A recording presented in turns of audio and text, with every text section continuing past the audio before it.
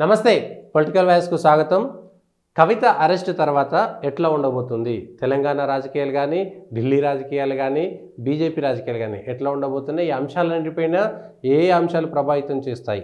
దీనిపైన మాట్లాడేందుకు senior journalist, రాజకీయ విశ్లేషకులు యు శ్రీనివాస్ గారు మనతో ఉన్నారు. సార్ నమస్తే. నమస్కారం సార్. కవిత అరెస్ట్ని చూశారు. ఒక అంశం మొదట స్పృశించాల్సింది, కవితను నిజంగా ఆమె తప్పు చేసిందనేటువంటి అంశంతో చేశారా, లేదంటే కావాలని మోడీ లేదంటే బీజేపీ నాయకులు కేసీఆర్ని ఇబ్బంది పెట్టాలని చేశారా? ఎట్లా మనం అర్థం చేసుకోవచ్చు?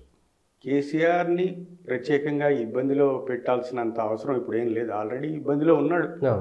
బీఆర్ఎస్ నాయకులు ఎప్పుడైతే కొంతమంది అటు ఇటు వెళ్ళిపోతున్నారో, ఎవరి దారి వాళ్ళు చూసుకుంటున్నారో, ఆల్రెడీ బీఆర్ఎస్ అనే పార్టీ ఇబ్బందిలో ఉన్నట్టే.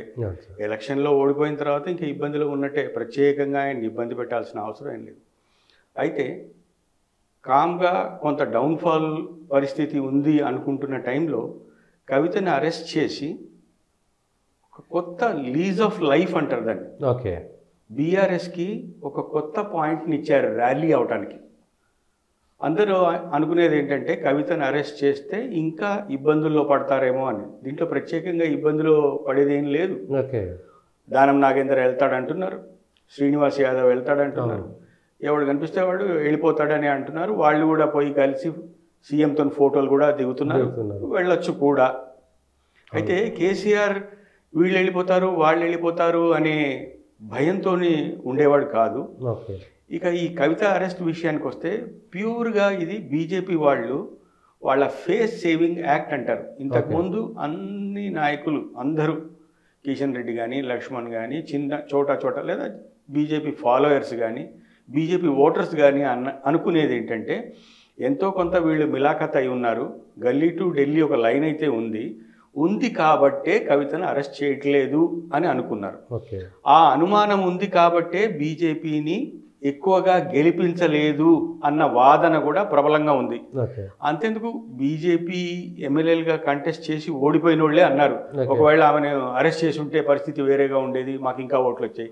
విశ్వేశ్వర్ రెడ్డి అయితే ఆయనకు అది పేటెంట్ స్లోగన్ లాగా అయిపోయింది, కవిత అరెస్ట్ అయితే బాగుంటుండే, ఇప్పుడు మేము వాళ్ళు కలిసి ఉన్నామని అనుకుంటున్నారు, అందుకే మా పరిస్థితి బాగాలేదు, లేకపోతే ఇంకా ఎమ్మెల్యే సీట్లు వచ్చాయి, చేవెళ్లలో ఇంకొన్ని నా ఏరియాలో ఇంకా మంచి పరిస్థితి ఉంది, ఇప్పుడు ఆయన గెలిచే పరిస్థితిలో ఉన్నాడు. దాదాపు ఆయనకు మంచి పరిస్థితే వచ్చింది.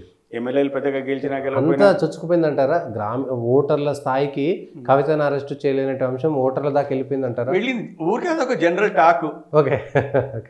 వాళ్ళు ఏం కలిసి లేరు అని కూడా అంటాడు, మరి కలగకపోతే ఎందుకు అరెస్ట్ చేయలేదు అంటాడు. ఛాయ్ తాగే చోట అదే డిస్కషన్. ఆధారాలు దొరికినాయి అని ఒకళ్ళు, టీఆర్ఎస్ ఆఫీస్లోనే కారులో డబ్బులు పెట్టి వెళ్ళిపోయాడట, రాసి ఇచ్చాడు, అయినా అరెస్ట్ చేయలేదు. సో అయితే ఈడీ కానీ వాళ్ళు కానీ అంత బ్లాటెంట్గా అరెస్ట్ చేసే పరిస్థితి ఏముంది? ఒక 14 పేజీల రిపోర్టు కవిత వాళ్ళ హస్బెండ్కి వాళ్ళు సబ్మిట్ చేసే ప్రీ ప్లాన్డ్గా వచ్చారు. మరి పోలీసు వాళ్ళు, ఈడీ వాళ్ళు వాళ్ళందరూ ప్రీ ప్లాన్డ్గా రాకపోతే వచ్చి ఆ పర్మిషన్ తీసుకొని చేస్తారా?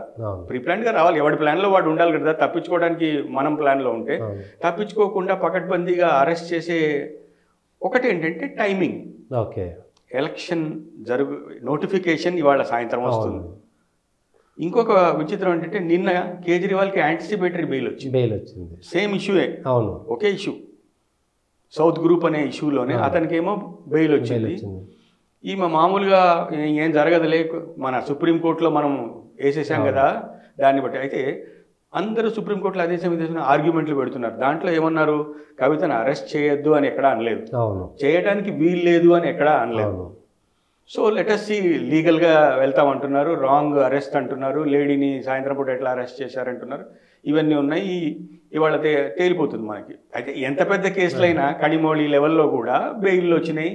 కొన్ని రోజులు ఉంటుంది ఆ పీరియడ్, అదంటారు ఇదంటారు, తర్వాత బయటకు వస్తారు. ఈ ఎలక్షన్ల వరకు కాస్త హీట్ ఉంటుంది. దీనివల్ల కొంత బీజేపీకి క్రెడిబిలిటీ వస్తుంది, ఆ నాయకులకి ఫేస్ సేవింగ్ లాగా ఉంటుంది. అవును అరెస్ట్ చేస్తాం, ఎందుకంటే రోజు మీటింగ్లో చెప్పేవాళ్ళు కవిత అరెస్ట్ అవుతుంది. కాంగ్రెస్కు పెద్ద వరం అయిపోయింది అది, కాంగ్రెస్కి పెద్ద వరం అయింది. కాంగ్రెస్ రోజు క్యాంపెయిన్ చేస్తుంది, వాళ్ళిద్దరు ఒకటే, ఇద్దరు కాకపోతే మరి అరెస్ట్ ఎందుకు చేయలేదు, అదే ఒక పాయింట్. కాబట్టి ఆ పని నిన్న చేసేసారు, వాళ్ళకి కొంత హాయిగా ఉంది. ఇవాళ ఆల్రెడీ మోడీ మీటింగ్లో మాట్లాడుతున్నాడు, మంచి రెస్పాన్స్ కూడా వస్తుంది. నిన్న మల్కాజ్గిరి చూస్తే అసలు ఈటెల రాజేందర్ గెలిచిపోయినంత పరిస్థితి, కిషన్ రెడ్డి మొహం ఇంత వాచిపోయింది వెహికల్ మీద. లాస్ట్ టైం కొంత ఫెయిల్ అయ్యాడు. అవును హైదరాబాద్లో జరిగిన ముషిరాబాద్లో జరిగిన రూట్లో అంత పెద్దగా జనాలు రాలేదు, కొంత ఫెయిల్ అయ్యాడు. కానీ నిన్న మాత్రం బ్రహ్మాండంగా ఉంది. ఈ పరిణామం వల్ల కొంత యాడ్ అవుతుంది, కొన్ని కాన్స్టిట్యువెన్సీస్లో కొన్ని చోట్ల యాడ్ అవుతుంది. కాంగ్రెస్ కూడా ర్యాలీయింగ్ పాయింట్ ఏమి ఉండదు, క్రిటిసైజ్ చేయడానికి ఏముండదు, మీరు ఒకటే అని చెప్పడానికి ఇప్పుడు ఛాన్స్ లేదు. కాంగ్రెస్ వాళ్ళు ఏం చెప్తున్నారంటే మీరు డ్రామాలు చేస్తున్నారు, జస్ట్ మీరు చెప్పిన మాట చెప్తారు, బీజేపీ బీఆర్ఎస్ ఒకటి కాదని చెప్పుకునే ప్రయత్నం కోసమే డ్రామాలు చేస్తున్నారు తప్ప ఇప్పుడు కాంగ్రెస్ని ఇబ్బంది పెట్టే ప్రయత్నమే తప్ప ఇది నిజమైనటువంటిది కాదు, డ్రామా అంటున్నారు. డ్రామా చేయొచ్చు అట్లా అరెస్ట్ చేసి? డ్రామా అయితే అనలేము, ఉన్నదే ఫ్యాక్ట్స్ అండ్ ఫిగర్స్ ఉన్నాయి, అప్రూవర్స్ ఉన్నారు, ఇన్ రైటింగ్లో ఇచ్చిన వాళ్ళు ఉన్నారు. అవును, పోనీ డ్రామా అనకుండా జరగాల్సింది ఇంతకుముందు ఇంప్లిమెంట్ చేయడంలో డిలే చేశారు, ఇప్పుడు ఇంప్లిమెంట్ చేస్తున్నారు. ఇంప్లిమెంట్ చేసిన తర్వాత అది ఎన్నాళ్ళు కొనసాగుతుంది? పోనీ మన అడ్వకేట్ కొంత వెనకంజగా ఉన్నాడు కాబట్టి మళ్ళీ ఢిల్లీ అడ్వకేట్లు ఉన్నారు కదా, బాబు కోసం పోరాడిన వాళ్ళు పెద్ద పెద్ద అడ్వకేట్లను పెట్టుకుంటే ఏవో రూల్స్ అండ్ రెగ్యులేషన్స్, ఈ రూల్ ప్రకారం ఇదనే అదనో లేడీ అనో ఏదో మళ్ళీ బయట పడేస్తారు, బెయిల్ మీద ఉంటుంది. మన జగన్ ఏళ్ల తరబడి బెయిల్ మీద ఉండి సీఎం అవ్వగాలేంది, ఒక ఎమ్మెల్సీది పెద్ద విషయం ఏముంది? ఇవాళ రేపు స్కామ్ లేని, జైలు హిస్టరీ లేని లీడర్లు ఉన్నారు ఎవరన్నా? ఎవరు లేరు. అదే ఇవాళ రేపు ఒక ఏమంటారు ఒక హీరోయిక్ యాటిట్యూడ్ అయిపోయింది. ఒకప్పుడు జైలుకి పోవడం అంటే పెద్ద బదనాంగా ఉండేది, కానీ పాపం కవిత అయితే అట్లా ఏమీ ఫీల్ అవ్వలేదు, బాధపడింది. ఏడుపు వచ్చే పరిస్థితి వచ్చినా కొంత ఓర్చుకొని సరే లీగల్గానే ఎదుర్కొందామని అన్నారు. కేటీఆర్ గారు కొంత ట్రై చేశారు దామ్ధూమ్ అని ఆర్గ్యూ చేద్దామని, కానీ అసలు అవన్నీ కేటీఆర్ చెప్పినవన్నీ సిఆర్పిసికి వర్తిస్తాయి, ఈడీ రూల్స్ సంబంధం లేని అవన్నీ విషయాలు. సరే ఎలక్షన్ ప్రస్తుతం అయితే ఈ పరిస్థితుల నేపథ్యంలో కొంత బీజేపీ ముందంజగానే ఉంది అని చెప్పాలి. కాంగ్రెస్ కూడా పరిస్థితి బాగున్నా అనుకున్నన్ని సీట్లు వస్తాయా రావా, 10కి వాళ్ళు చేరుతారా, 10కి వీళ్ళు చేరుతారా, 10కి వీళ్ళు చేరే ఆస్కారమే ఎక్కువ ఉంది. నిన్నటి మోడీ ర్యాలీ చూసినా, ఇవాళ మీటింగ్ చూసినా, అవన్నీ కాకుండా పబ్లిక్ జనరల్గా డిసైడ్ అయిపోయి ఉన్నారు. నేషనల్ లెవెల్లో మనకు మోడీ ఉండాలి, ఇక్కడ కాంగ్రెస్ పబ్లిక్లో ఆ ఫీలింగ్ ఉందా? అంటే బీజేపీ అయితే చెప్పుకుంటారు ఆ మాట? లేదు, డెఫినెట్గా ఆ ఫీలింగ్ ఉంది. ఆ రాముడు దేశాన్ని కాపాడేవాడు మోడీ లాంటి వాడే, మోడీ ధైర్యవంతుడు అనే అలాంటి ఫీలింగ్ ఉంది. కానీ నిన్నగాక మొన్న అసెంబ్లీ ఎన్నికల్లో కాంగ్రెస్ వైపు ఉన్నారుగా ప్రజలు. అది లోకల్ గవర్నమెంట్ ఎప్పుడు కూడా లోకల్ గవర్నమెంటే, కానీ నేషనల్ గవర్నమెంట్ మాత్రం బీజేపీ ఉండాలి అనేది ఒక జనరల్ ఫీలింగ్. అందరూ కాదు, ఉన్న మెజారిటీ ఫీలింగ్ అయితే మోడీ లాంటి వాడు ఉంటేనే, ఈవెన్ ఎంఐఎం క్యాడర్స్లో కూడా ఆ ఫీలింగ్ ఉంటుంది. ఓకే, పాకిస్తాన్ అని ఈ గొడవని ఆ గొడవని కాదు, ఒక మనోడిని కూడా కొంత ఆపేవాడు ఒకడు ఉండాలి, ఒక కౌంటర్ చెక్ ఉండాలి, పగ్గాలు ఉండాలి, ఒక కౌంటర్ చెక్ ఉండాలి, వన్ సైడ్ యాటిట్యూడ్ ఉండకూడదు. పాకిస్తాన్ని నిలువరించాలన్నా, వరల్డ్ లెవెల్లో ఒక లీడర్ మనల్ని ఫోకస్ చేసేవాడు ఉండాలన్నా, వాజ్పేయి తర్వాత విదేశాంగ మంత్రిత్వ శాఖ అనేది ఒకటి ఉంటుంది.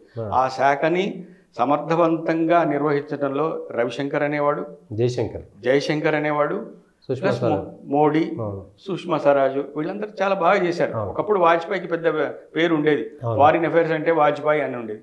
ఆ తర్వాత వీళ్ళు బ్రహ్మాండంగా చేస్తున్నారు. కౌంటర్ చెక్ అనేది అయితే అంటారో అది బ్రహ్మాండంగా ఉంది. కవితకు సంబంధించి అరెస్ట్ తర్వాత బీఆర్ఎస్ ఇప్పటికే కొంత డీలా పడ్డది. ఓడిపోయిన తర్వాత సరే కేసీఆర్ ఎట్లాంటి మాటలు మాట్లాడినా ఆ ధైర్యం అయితే లేదు, ముందున్నటువంటి ధైర్యం, అధికారం 10 ఏళ్ళు అనుభవించినటువంటి వ్యక్తి. ఇప్పుడు అందులో దానికి తోడు మళ్ళీ ఆయనకు ఇంకొక దెబ్బ మీద దెబ్బ అన్నట్టుగా కవిత అరెస్ట్ అవడం. ఎంత లేదన్నా బిడ్డ మీద మస్తు ప్రేమ ఉన్నటువంటి వ్యక్తి కాబట్టి బీఆర్ఎస్ మీద ఎట్లా ఎఫెక్ట్ ఉండొచ్చు? ఇది బీఆర్ఎస్ ఏమన్నారు, కక్ష సాధింపు చర్య అని చెప్పుకోవడానికి బీఆర్ఎస్కే ఒక ఆస్కారం అని నేను అంటున్నాను. ఇట్ ఈస్ అడ్వాంటేజ్ బీఆర్ఎస్ ఒక్కొక్కటి వెళ్ళిపోతున్నాడు, ఏమి లేకుండా అయిపోతుంది, పరిస్థితి బాగాలేదు అన్నప్పుడు ఇది ఒక ఊతంలాగా దొరికింది వాళ్ళకి. అన్యాయంగా మమ్మల్ని అరెస్ట్ చేశారు, ఇది పొలిటికల్ అరెస్టే, పొలిటికల్గా మమ్మల్ని నిలువరించడానికి ఏ మార్గం లేక కావాలని ఇన్ని రోజులు ఆపి ఇప్పుడు పని కట్టుకొని ఇవాళ నోటిఫికేషన్ వస్తుంటే నిన్న అరెస్ట్ చేయటం, సాటర్డే సండే కూడా చూసి ప్రీప్లాన్డ్గా చేశారు అని బీఆర్ఎస్ వాళ్ళకి మాట్లాడటానికి, ఇవాళ ధర్నా చేయడానికి ఒక ఆస్కారం కల్పించారు. మీరు ఒక ఛాన్స్ ఇచ్చారు. డిస్టర్బ్ చేయకుండా ఉంటే ఇంకా కామ్గా ఉండి ఒక్కొక్కడు పోతున్నాడనే బాధలో ఉండేవాళ్ళం. ఇప్పుడు బయటకు వచ్చి మాట్లాడటానికి ఒక అవకాశం, ఒక లైన్. కానీ రెండో కోణంగా ఉంది. ఎక్కువ మంది ఎమ్మెల్యేలు కానీ ఎక్కువ మంది బీఆర్ఎస్ నాయకులకి ఏవో కేసులలో ఉన్నారు. మల్లారెడ్డి లాంటి వాళ్ళు, రంజిత్ రెడ్డి లాంటి వాళ్ళు, మహేందర్ రెడ్డి లాంటి వాళ్ళు, చాలా మందికి ఇబ్బంది ఉంది. ఇప్పుడు నామనేశ్వరు మాకెందుకు తలకాయ నొప్పి అని అట్లా వెళ్ళిపోయే వాళ్ళు కూడా ఉంటారు కదా. వెళ్ళిపోవచ్చు. ఇప్పుడు టీడీపీలో కూడా జగన్ రాగానే అలాంటి పరిస్థితి వచ్చింది. ఇప్పుడు ఏముంది, మళ్ళీ అంత బ్యాక్ టు పెబిలియన్ వస్తున్నారా లేదా? Okay, timing. ఓకే, మళ్ళీ అట్లా టీడీపీ పుంజుకునేంత విధంగా బీఆర్ఎస్ పుంజుకునేటువంటి ఛాన్స్ వస్తుంది అంటారా? అంటే స్క్రాచ్ నుంచి అసలు తెలంగాణ కోసం ఒక పార్టీ బిల్డప్ చేసి, తెలంగాణకు ఒక స్టేట్ హుడ్ తీసుకొచ్చి, సెంటర్ ఎన్టీఆర్ లెవెల్లో కాకపోయినా అదే స్థాయిలో కొంత టగ్ ఆఫ్ వార్ కాంగ్రెస్కి పెట్టి పవర్ని తీసుకొని పవర్లో ఉండి సీఎం అయ్యి కొంత డెవలప్ చేసి, కంప్లీట్గా డెవలప్ చేయలేదు అని కూడా అనలేము. కొంత జనాలు వెక్స్ అయిపోయి కొత్త దానికి అవకాశం ఇచ్చారు తప్ప కంప్లీట్గా ఒక బ్యాడ్ రూలర్ అనేది కేసీఆర్కి ఏం లేదు. ఎమ్మెల్యేస్ లోకల్గా స్కీమ్స్ ఇంప్లిమెంటేషన్లో ఆ దళిత బంధు అనేది ఎప్పుడైతే పెట్టారో అది పెద్ద ఇబ్బంది అయిపోయి కూర్చుంది. ఒక దళితుడికి వస్తే ఇంకొక దళితుడికి బాధ. 10 మంది దళితులు ఉంటే 10 లక్షలు 10 మందికి పంచాలి. అట్లా ప్రాబ్లమ్స్ వచ్చినాయి. ఒకటి చేస్తే ఇంకోటి, ఇప్పుడు 2 సన్స్ ఉన్నారనుకుందాం. ఒక సన్ కోసం మనం యాదృచ్ఛికంగా ఏదైనా మంచి చేసినా వాడు ఆ లైన్లో బాగున్నాడు కూడా వాటిని కొంచెం పుష్ చేద్దామంటే రెండోడు బాధపడతాడు, నువ్వు వాడిని ఎంకరేజ్ చేస్తావు అని. పాలిటిక్స్లో you cannot satisfy all the people all the time, so success will breed enemies. Success breeds enemies, definitely. So KCR was a successful man, successful CM, successful politician. So శత్రువులు కూడా down the line MLAs వాళ్ళు సొంతంగా కొంచెం విర్రవీగిపోయి చేసిన పనుల వల్ల కొంతమంది ఇబ్బందుల్లో పడ్డారు. ఓవరాల్గా జనాలు కూడా ఒకసారి చేంజ్ చూద్దాము అనుకున్నారు.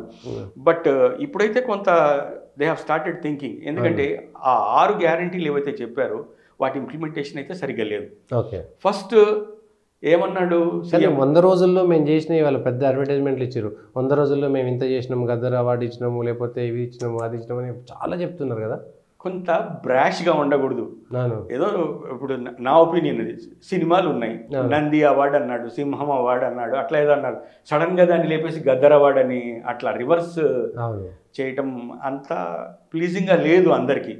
కొన్ని సెక్షన్స్కి ప్లీజింగ్గా ఉండొచ్చు, కానీ అది గద్దర్ ఫాలోవర్స్ వాళ్ళందరికీ చాలా హ్యాపీగా ఉండొచ్చు.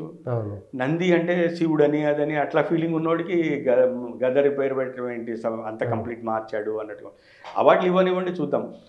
Power 200 units free. 100 రోజుల పరిపాలన, రేవంత్ రెడ్డికి సంబంధించినటువంటి 100 రోజుల పరిపాలనలో ప్రజలు అంతా సౌఖ్యంగా ఉన్నారు, ఆనందంగా ఉన్నారు అనేటువంటిది కాంగ్రెస్ చెప్తున్నటువంటి మాట. మంచినీళ్ళు రావట్లేదు సతీష్. జనరల్గా సౌఖ్యంగా ఉన్నారా, అది ఎవరి తప్పు అనేది పక్కకు పెడదాం. డ్రింకింగ్ వాటర్ లేదు సిటీలో, మామూలుగానే 2 రోజులకు ఒకసారి వస్తుంది. అది 1 అవర్ ఇప్పుతున్నాడు. ఇంతకుముందు నీకు 4 ట్యాంకులు నిండేది, ఇప్పుడు 1 ట్యాంకు కూడా నిండట్లేదు. పైన ఓవర్ హెడ్ మోటార్ వేసుకున్నా గ్రౌండ్ వాటర్ ఎండిపోతుంది. ఏంటంటే దేవుడు వర్షాలు కురిపించట్లేదని. కొన్నిసార్లు అయితే దేవుడు వర్షాలు కురిపించినా ఒక్కొక్క రూలర్ వస్తే ఒక్కొక్కలాగా ఉంటుంది అంటారు. జనరల్గా వాటర్ అనేది రాజు మీదే బ్లేమ్ చేస్తారు. ఇప్పుడు ఉన్న పరిస్థితి ఏంటంటే 200 యూనిట్స్ ఫ్రీ పవర్ అని జనరల్గా చెప్పి వచ్చారు. రేపు పొద్దున మీరు బిల్ కట్టక్కర్లేదన్నాడు. 200 యూనిట్స్ కాస్త ఏమైంది, వైట్ కార్డ్ అన్నాడు. వైట్ కార్డ్ లేనివాడికి ఉన్నాడు. ఇప్పుడు ఏమంటున్నారు పవర్ వాళ్ళు, 200 యూనిట్స్ లోపల గాలిస్తేనే. ఇప్పుడు మా ఇంటి పక్క కూడా అందరూ ఏమన్నారు, బ్లాంకెట్గా అందరికీ 200 వరకు మనకి ఫ్రీ, 200 తర్వాత బిల్ కట్టాలేమో అనుకున్నారు. ఇప్పుడు ఏమంటున్నారు, 200 లోపల కాల్చే బీదవాడికే వైట్ రేషన్ కార్డు ఉంటేనే అన్ని అండర్లైన్ చేసి పెట్టారు. సో ఎంతమందికి వస్తుంది? 201 వచ్చినా కూడా మళ్ళీ మొత్తం బిల్ కట్టాలి, ఒక్క యూనిట్కి కాదు. మరి నువ్వు ఎలక్షన్ క్యాంపెయిన్లో అట్లా చెప్పలేదు కదా, 200 లోపల కాల్చేవాడికే ఫ్రీ అని నువ్వు చెప్పలేదు కదా. ఈ రోజుల్లో 200 లోపల ఎవడు కాలుస్తాడు? చాలా మంది 30-40 లక్షల మంది లబ్ధిదారులు వచ్చారనేటువంటిది కాంగ్రెస్ ఉండొచ్చు లేదని నేను అన్నాను. కానీ ఆ 200 యూనిట్స్ స్లాబ్ అనేది ఎన్ని రకాలుగా మారింది. ఎలక్షన్ క్యాంపెయిన్లో నెక్స్ట్ బిల్ కట్టద్దు, 200 యూనిట్లు కాల్చేవాళ్ళు లోపల 200 యూనిట్ల వరకు. అంటే నువ్వు 1000 కాల్చినా 200 వరకు ఫ్రీ, మిగతా 800కి నువ్వు కట్టాలి అనేది భావన. జనాలందరూ కూడా నన్ను కూడా అడిగినారు, లేదు సార్ 200 యూనిట్ల వరకు ఫ్రీ అన్నారు, మీరు వేరే చెప్తున్నారంటే అట్లా ఉండదు బాబు, బీదోళ్ళకే ఇస్తారు అని నేను అంటే, కాదు సార్ ఇట్లా చెప్పారు అన్నారు. కానీ ఇప్పుడు రాను దాని విషయమే మారిపోయి 200 లోపల ఉంటేనే ఫ్రీ అన్నాడు. మళ్ళీ దానికి హిస్టరీ ఉండాలట. ఈ నెల నేను ఊళ్ళో లేను, 200 లోపల వచ్చింది, నాకు కాదు, నాకు వైట్ రేషన్ కార్డు లేదు, దానికి హిస్టరీ ఉండట. ఒక సిరీస్ యావరేజ్గా నువ్వు అదే కాలుస్తూ ఉంటేనే నీకు కంటిన్యూ చేస్తాడు. ఇప్పుడు 200 దాటితే బిల్లు ఇవ్వచ్చు, 0 బిల్ రాదు. మరి అది ఎట్లా? ఓవరాల్గా ఈ 100 రోజుల పరిపాలన కాంగ్రెస్ అంటే 10 ఏళ్ల కేసీఆర్ పరిపాలనతోటి పోల్చుకోకపోయినా ఈ 100 రోజుల పరిపాలన చూసిన తర్వాత బాగుందంటారా, బాగలేదంటారా, యావరేజ్ అంటారా? కొంత ఫ్రీగా ఉంది. ఇంతకుముందు సిస్టమాటిక్ చెకింగ్ లాగా అంత సిస్టమాటిక్గా అంత చెక్ అండ్ ఏమంటారు ఎంట్రీలు చెక్ చేయడం కానీ అది కానీ కౌంటర్ చెక్ పరిస్థితి లాగా ఉండేది. ఇప్పుడు కొంత ఫ్రీగా ఉండొచ్చు. న్యూ బ్రూమ్ స్వీప్స్ వెల్ అంటారు. కొత్త చీపిరి మంచి ఊడుస్తుంది, చాలా బాగా ఊడుస్తుంది, నీట్గా ఊడుస్తుంది. 100 రోజులు ఊడ్చారు, ఇంకొక 100 రోజులు చూద్దాం. ఇప్పుడు నీళ్ళదైతే పరిస్థితి అయితే బాగా, ఇప్పుడు నీళ్ల కారణం గ్రౌండ్ వాటర్ లేదని, వర్షాలు పట్టడం లేదని ఆ కామెంట్ ఎవడు చేయడు. కేసీఆర్ ఉన్నప్పుడు మంచిగా నీళ్ళు వస్తుండే, ఫుల్ ఇప్పుతుండే, ఇప్పుడు ఇప్పుతలేరు అని అంటే జనరల్ టాక్. మొన్నటి వరకు మంచిగా ఇప్పారు, మీద 2 ట్యాంకులు నిండినాయి మాకు, ఈ అమ్మ ఇప్పుడు ఈ కొత్త గవర్నమెంట్ ఇప్పుతలేదు, నీళ్ళు ఇప్పుతలేదు, గంట కూడా వస్తలేదు, ఆడు ఇప్పుతలేడు, పైసలు ఇచ్చినా ఇప్పుతలేడు. ఇంతకుముందు పైసలు ఇస్తే మా కొడుకు పెళ్లిలో రోజంతా ఇప్పిండు. ఆ పోలిక ఉంటుంది. జనరల్గా టాక్ స్టార్ట్ అయిపోయింది. ట్యాంకర్లో వాళ్ళు బ్రహ్మాండమైన బిజినెస్లు చేసుకుంటున్నారు, బోరింగ్లో. వాటర్ ప్రాబ్లం అనేది it is reaching your house, it is everyday issue. మీరు మంచినీళ్ళు సరిగ్గా సప్లై చేయలేకపోయారో ఇబ్బందులు పడతారు డెఫినెట్గా. అది మీకు ఇప్పుడు ఈ పార్లమెంట్ ఎలక్షన్లోనే రిఫ్లెక్ట్ అవుతుంది. వాటర్ నీళ్ళు దొరకలేవు అంటే ఇంకా మరి ఎట్లా హోటల్లో వాళ్ళు ఇబ్బంది పడుతున్నారు. అవి కాకుండా మిగిలిన అంశాలను ఎట్లా చూడొచ్చు? రైతులకు సంబంధించి కానీ గ్రామీణ రైతులకు సంబంధించి కూడా ఇప్పుడు కొంతమందికి ఆపేస్తారు. బాగా సుభిక్షంగా ఉన్నోడికి కానీ, పంట పొలం లేనోడికి కానీ, బోలెడ్ ల్యాండ్ ఉన్నోడికి కానీ, రిచోడికి కానీ, సినిమా ఓడికి కానీ, కొంతమంది సినిమాలు ప్రొడ్యూస్ చేసేవాళ్ళు, వాళ్ళకు కూడా అగ్రికల్చర్ ల్యాండ్స్ ఉన్నాయి. గొర్రెలు పెంచుతున్నారు, బర్రెలు పెంచుతున్నారు, ఆవులు పెంచుతున్నారు, నెయ్యి అమ్ముతున్నారు. వాడు కూడా ఫ్రీ పవర్ తీసుకుంటున్నాడు, వాడు కూడా ఈ రైతు బంధు తీసుకుంటున్నాడు అనగానే ఇచ్చారు అంతే. ఇప్పుడు ఇవ్వరు, మరి వాళ్ళందరికీ కొంత గొంతు పట్టుకున్నట్టు ఉంటుంది కదా. రైతు బంధు ఇవ్వలేదు, 2 లక్షల రుణమాఫీ అనేటువంటిది అవన్నీ ఉంటాయి. ఇప్పుడు 50% మందికి అగ్రికల్చర్ చేయని వాడికి, అగ్రికల్చర్ పేరిట డబ్బు తీసుకునేవాడికి, అగ్రికల్చర్ పేరిట ఫ్రీ తీసుకునేవాడికి, ముఖ్యంగా కుబేరులాగా ఉన్న వాళ్ళకి కూడా వచ్చింది. మరి కేసీఆర్కి ఇస్తారో ఎవరో తెలియదు. కేసీఆర్ కూడా తీసుకుంటుండేవాడు, కేసీఆర్కి అవసరం లేదు కానీ బ్లాంకెట్గా అప్పుడు అందరికీ ఇచ్చారు. ఇప్పుడు కేసీఆర్కి ఇస్తారా ఎవరో తెలియదు. మల్లారెడ్డికి అయితే ఆల్రెడీ ఇవ్వమని చెప్పారు. సో రాని వాడికి కొంత కడుపు నొప్పి ఉంటుంది కదా డెఫినెట్గా. ఇంకొక అంశం జంపింగ్ జపాంగ్స్. జితేందర్ రెడ్డి వెంటనే పోయిండు, లేకపోతే పసుపు దయాకర్ వరంగల్ ఎంపీ కూడా ఇప్పుడు కాంగ్రెస్లోకి వెళ్ళిపోయాడు, దానము నాయందరు, ఇట్లా అనేక మంది. గుత్తా సుఖేందర్ రెడ్డి మండలి చైర్మన్ ఉండి అనే రేవంత్ రెడ్డి పాలన బాగుంది, బీఆర్ఎస్ నిర్మాణం లేని పార్టీ. మరి బీఆర్ఎస్ ట్యాంక్ డ్రై అయిపోతుంది కదా. అవును, మళ్ళీ మనం నీళ్ళ అంశమే కంపేర్ చేస్తే బీఆర్ఎస్ ట్యాంక్ డ్రై అయిపోతుంది కంప్లీట్గా. సో మనం కొంచెం హైడ్రేటెడ్గా ఉండాలి అంటే గ్రీనర్ ప్యాస్చర్స్లో ఉంటే బెటర్ కదా. ఒక చోట ఎండిపోతున్నప్పుడు మనం గ్రీనర్కి మూవ్ అయిపోవాల్సిందే. ముఖ్యంగా ఫాలోవర్స్కి చాలా ట్రబుల్ ఉంటుంది. అవును, ఒకప్పుడు మీరు పవర్లో ఉన్నప్పుడు, సతీష్ పవర్లో ఉన్నప్పుడు ఎంజాయ్ చేసిన ఫాలోవర్స్, చాయ్ తాగి టిఫిన్ తిని బిర్యానీ తాగి మందు కొట్టిన వాళ్ళందరికీ ఇప్పుడు డ్రై అయిపోతే ఇబ్బంది కదా. పవర్లో ఉంటేనే మీరు జనాలు మీ దగ్గరకు వస్తుంటారు, ఫంక్షన్లు అవుతుంటాయి, దావతల కన్నా పోవచ్చు కనీసం మినిమం. ఎక్స్ట్రాక్షన్ కాకపోయినా, అది కాకపోయినా, దౌర్జన్యం కాకపోయినా దావతలన్నా పిలుస్తారు కదా పవర్లో ఉంటే. ఆ దావత్కు 10 మంది పోవచ్చు, హాయిగా ఎంజాయ్ చేయొచ్చు, రావచ్చు. ఎవడైనా పవర్ ఉన్నవాడు ఏమంటే తిరుగుతారు, వీళ్ళందరూ కూడా ప్రెషర్ చేస్తారు. ఎందుకు అన్న పిలుస్తున్నాడు కదా రేవంత్ అన్న, మనం పోవచ్చు కదా, మనకు తెలిసినోడే, నేను తీసుకుపోతా అని. అదొక కష్టమైనటువంటి మాట. ఇవాళ రేపు సెక్యూరిటీ వాళ్ళు కూడా ఫోన్ చేస్తున్నట్ట. ఇప్పుడు మీ దగ్గర పవర్లో ఉన్నప్పుడు మీ దగ్గర సెక్యూరిటీగా నేను పనిచేశాను. అవును, ఇప్పుడు ఇంకొక ఆయన దగ్గరికి వెళ్ళిపోయాం. సార్ నేను అపాయింట్మెంట్ ఇస్తాను, మీరు రండి, మీరు కల్పిస్తాను మేము మిమ్మల్ని. ఆ లెవెల్లో పర్కులేట్ అయిపోయి ఉంది. But how long? ఎప్పటి వరకు ఉంటుంది? ఎప్పటి వరకు? ఇప్పుడు ఎట్లయితే రేవంత్ రెడ్డి ఎప్పుడు పోతాడో తెలియదు అంటున్నారో, మళ్ళీ కేసీఆర్ మళ్ళీ పవర్లోకి వస్తాడని సోషల్ మీడియా వాళ్ళు రాయటం మొదలుపెట్టారు. పంచాంగాల్లో వాళ్ళు చెప్తున్నారు ఈయన స్టార్స్ బాగున్నాయి, ఆయన స్టార్స్ బాగలేదు, కేసీఆర్ మళ్ళీ పవర్లోకి వస్తాడని చెప్తారు. అది కొంత రిమోట్ ఛాన్సెస్ ఫ్యాక్చువల్గా చూస్తే కానీ, బట్ సోషల్ మీడియాలో జనంలో మానసికంగా అదొక ఉత్ప్రేరకంగా పనిచేస్తుంది. ఈ మధ్య వచ్చిన కొత్త జ్యోతిష్కుడు ఏ పేరు, కిరణ్ ఆయన పేరేంటి అండి, పూజలు చేస్తూ సినిమా వాళ్ళు చచ్చిపోతారు, వాళ్ళు బతుకుతారు, అది నేను ఎప్పుడే చెప్పేశానని వేణుస్వామి చెప్పేస్తున్నాడు. మళ్ళీ ఆయనకి ఇట్లా వచ్చే ఛాన్సెస్ ఉన్నాయి, అట్లా వచ్చే ఛాన్సెస్ ఉన్నాయి. వేణుస్వామి కేసీఆర్ గెలుస్తాడని చెప్పిన ప్రిడిక్షన్ తో పాటు చాలా ప్రిడిక్షన్స్ ఫ్లాప్ అయినాయి. ఇన్ఫాక్ట్ కేసీఆర్ విషయంలో కేసీఆర్ గెలుస్తాడు అని అందరూ బ్లాంకెట్ గా చెప్పారు. ఏ జ్యోతిష్యుడు కూడా కేసీఆర్ ఓడిపోతాడని చెప్పలేదు.